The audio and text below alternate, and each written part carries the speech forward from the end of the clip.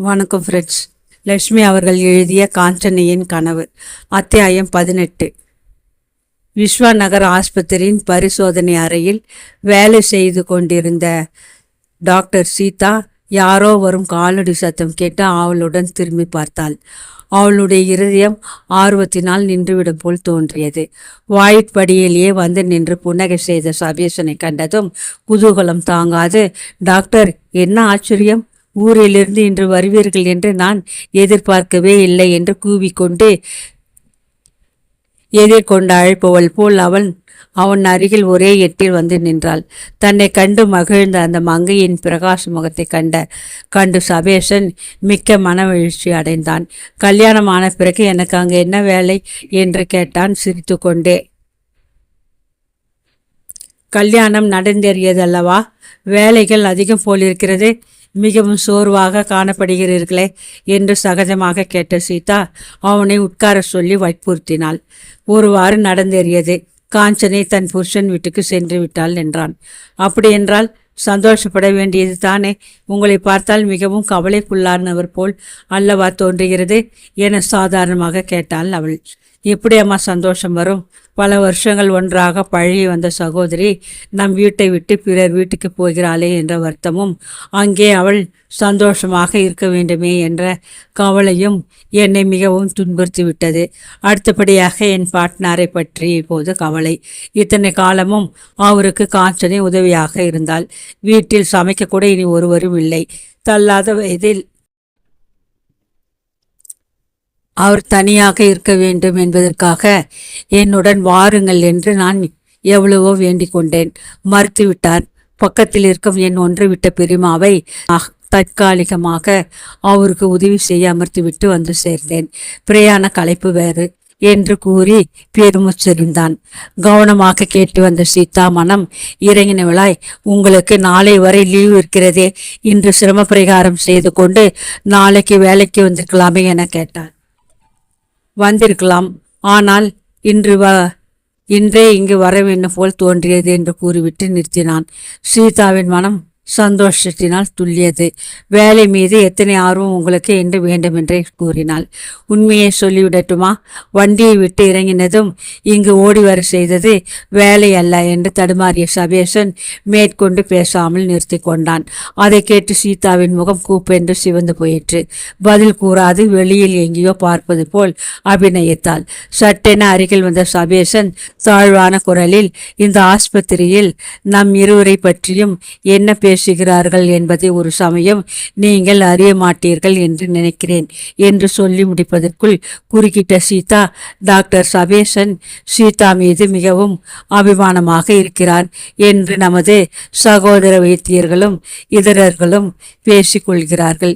எனக்கு வெகு நாட்களுக்கு முன்பே அது தெரியுமே என்று சாவதானமாக சொன்னாள். அவர்கள் சொல்வதில் தவறில்லை. உண்மையில் என்னை பற்றி தப்பா நினைத்து கொண்டாலும் சரி, ஒரு நாள் மனதை விட்டு சொல்லிவிட வேண்டும் என்று காத்திருந்தேன். இன்று சொல்லிவிட மனம் துடிக்கிறது சீதா. நான் உன்னை என் உயிரினும் மேலாக காதலிக்கிறேன். உத்தியோகத்தையும் பட்டத்தையும் தவிர மகா ஏழை நான். ஒரு காலத்தில் பிரபல வைத்தியராக போகலாம். உனக்காக என் நிலைமையை விருத்தி செய்து கொள்ள முயற்சிப்பேன். அந்த காலத்தில் என்னை மணந்து கொள்வாயா என்று கடைசியில் உணர்ச்சி மிக்கவனாய் கேட்டான். சீதாவின் கண்களில் நீர் பொங்கி விழுந்தது. பதிலளிக்காது அவள் விம்முவதை கண்டு திகைப்படைந்தான் சபேஷன். சீதா, உன் மனதை புரிந்து கொள்ளாது புண்பட பேசினால் மன்னித்துக்கொள் என கெஞ்சினான். கண்ணீரை துடைத்து கொண்ட சீதா, உங்கள் பதவியையும் பட்டத்தையும் பாராமலே என் மனமும் என்று மேலே பேச முடியாது நாணம் மிக்கவளாய் அறையை விட்டு வீரென வெளியேறிவிட்டாள். ஆனந்த மிகுதியில் சபேஷனுக்கு தான் இருப்பது பூலோகமா சொர்க்கமா என ஆச்சரியமாகிவிட்டது.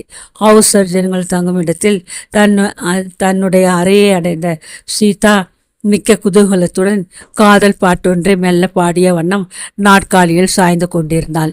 கதை புத்தகத்தில் ஆழ்ந்திருந்த சிநேகிதி சட்டென சீதாவின் பக்கம் திரும்பி புன்சிரிப்புடன், என்ன ரொம்ப குஷியாக காணப்படுகிறாய் என கேட்டாள். உன்னிடம் சொல்லாமல் யாரிடம் சொல்ல போகிறேன்? என் மனம் இன்ப உலகத்தில் சஞ்சரிக்கிறது என்று கொஞ்சலாக முயன்ற சீதா நாட்காலியை இழுத்து சிநேகிதியின் அருகில் போட்டுக்கொண்டு உட்கார்ந்தாள். நீ சொல்லாமலே எனக்கு தெரியும் என்று சிரித்தாள் விஜயா. என்ன தெரியும் உனக்கு என்று குறும்புத்தனமாக கேட்டாள் சீதா. டாக்டர் சபேசன் ஊரிலிருந்து திரும்பிவிட்டார், அதை உன் முகம் சொல்கிறது என்று விஜயா கேலி செய்தாள். டாக்டர் சபேசன் ஊரிலிருந்து வந்துவிட்டது வாஸ்தவம்தான். அதையெல்லாம் விட அவர் என்னிடம் ஓர் உண்மையை சொன்னார். அதை உன்னால் ஊகிக்க முடியாது. அவர் என்னை காதலிப்பதாகவும் தன்னை மணந்து கொள்ள எனக்கு இஷ்டமா என்றும் கேட்டார் என்று ஆனந்த மிகுதியில் மெல்ல கூறினாள் சீதா. விஜயா ஆச்சரியத்துடன் கதை புத்தகத்தை கீழே வைத்துவிட்டு, உண்மையாகவா அல்லது விளையாடுகிறாயா என்று கேட்டாள். முற்றிலும் உண்மை. என் உள்ளம் சந்தோஷத்தில் திளைத்து போய்விட்டது என்றாள் சீதா ஆர்வமாக. அதற்கு பதில் என்ன சொன்னாய் சீதா? அதற்கு பதில் என்ன சொன்னாய் நீ? சரி என்று விட்டாயா என்று கவலையுடன் கேட்டாள் விஜயா. கரும்பு தின்ன கூலி வேண்டுமா? சரி என்பதற்கு அடையாளமாக பதில் அளித்துவிட்டு ஓடி வந்து விட்டேன் என்று சொன்ன சீதா தலையை குனிந்து கொண்டாள். நாணத்தினால் சிவந்து போயிருந்த சிநேகிதியின் முகத்தை நிமிர்த்தி, சீதா, அவர் அந்தஸ்து என்ன, உன் அந்தஸ்து என்ன? அவரை மணந்து கொள்வது சாத்தியப்படுமா? உன் பெற்றோர்கள் சம்மதிப்பார்களா என்று கவலையுடன் கேட்டாள் விஜயா. அவர் எனக்கு எந்த விதத்திலும் குறைந்தவர். அவரிடம் நான் அன்பை தவிர வேறு எதையும் எதிர்பார்க்கவில்லை. என் பெற்றோர்களுக்கு என் சந்தோஷத்தை விட உயர்ந்த வஸ்து உண்டா விஜயா? அவர் மீது நான் எத்தனை அன்பு வைத்திருக்கிறேன் என்பதை நீ அறிந்தால் இப்படி பேச மாட்டாய் என்று கூறி முடிப்பதற்குள் சீதாவின் கண்களில் உணர்ச்சி பெருக்கால் நீர் வழிய ஆரம்பித்தது. விஜயாவின் உள்ளம் அதை கண்டு மிகவும் இலகிவிட்டது. சீதா, அசடு போல் கண்ணீர் வடிக்காதே. உன் சந்தோஷம் என் சந்தோஷமே. என் கவலை என்னவென்றால், உன் தந்தை ஆட்சேபனை செய்தால் என்ன செய்கிறது என்பதுதான்.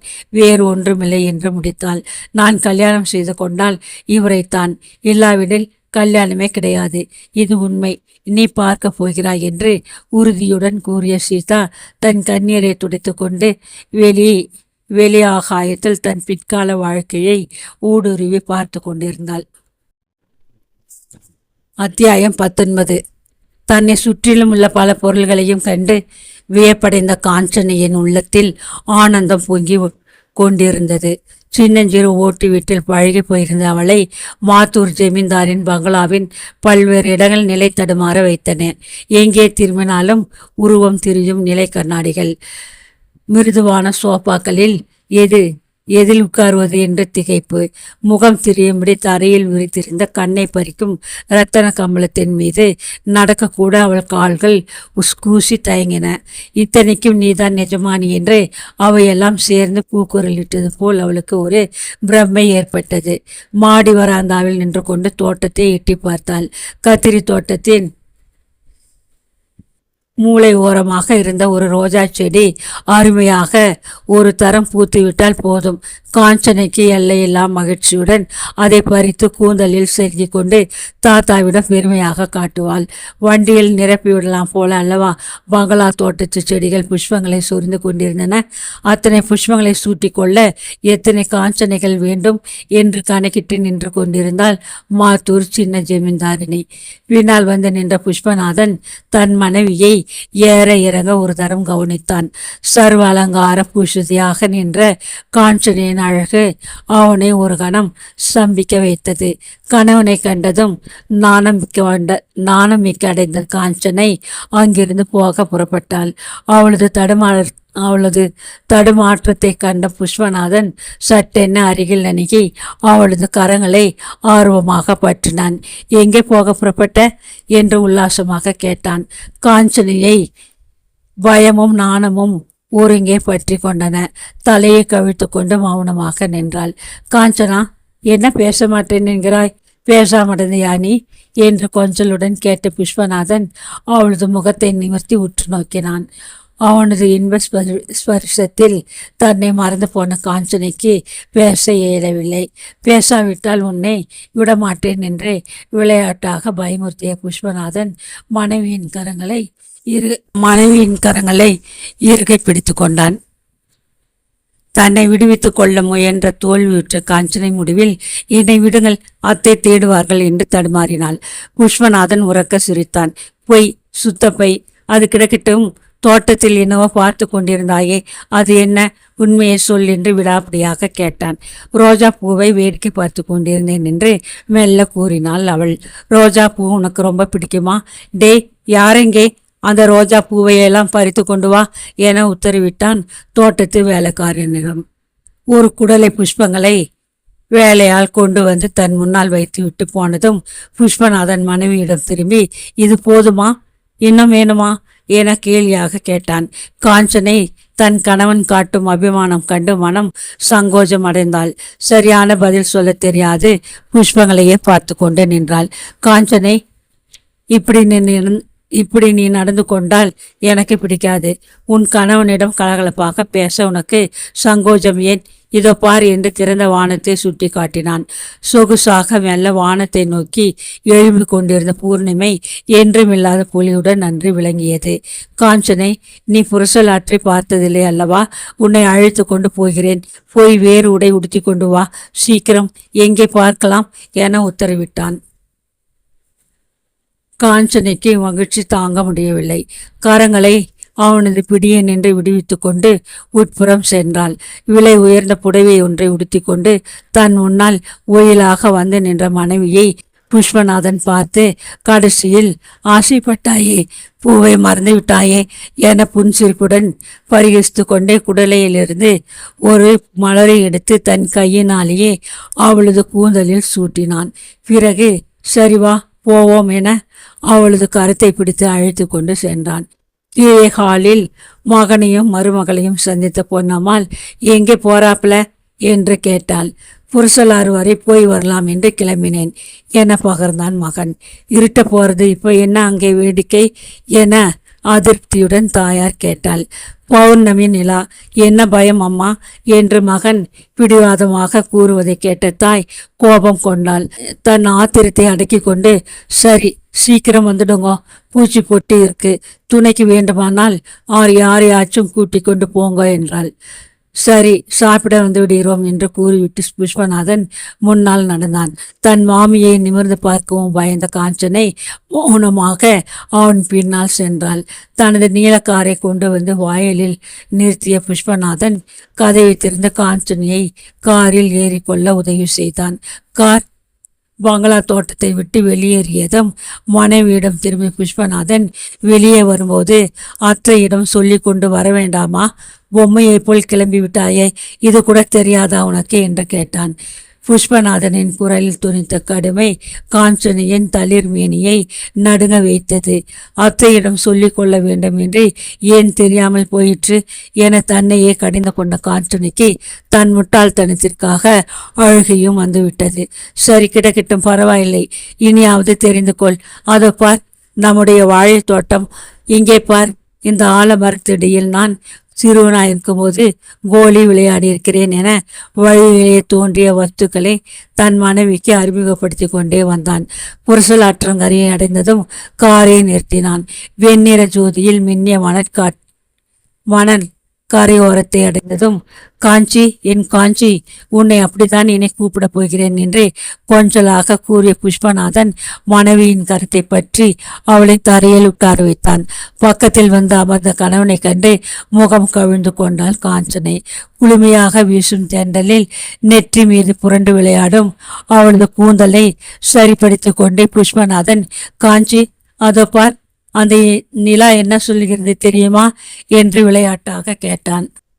அவன் கட்டளைப்படியே வானத்திலேயே மிதந்து சென்ற சந்திரனை ஊற்று பார்த்த காஞ்சனைக்கு ஒன்று புரியவில்லை.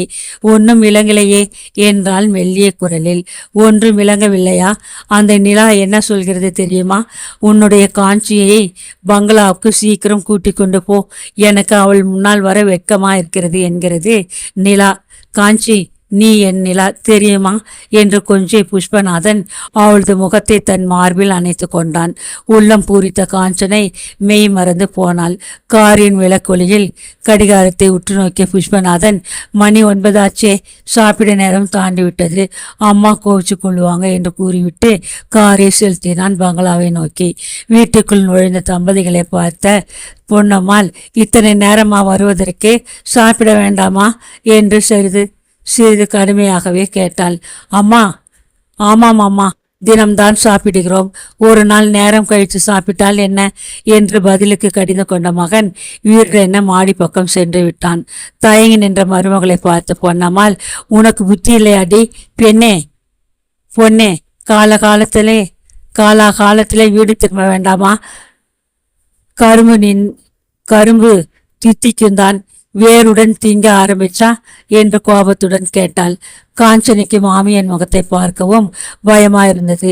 சரி போ, அவனை சாப்பிட சீக்கிரம் கூட்டி வா, அங்கேயே தக்கப்பிக்கான்னு நின்று விடாம என்று உத்தரவு செய்துவிட்டு உட்புறம் சென்றாள். சற்று முன் அடைந்த குதூகலம் முழுவதையும் காஞ்சனை ஒரே வினாடியில் எழுந்துவிட்டாள். உற்சாகம் கொண்டு மெல்ல மாடி அறையை நோக்கி சென்றாள்.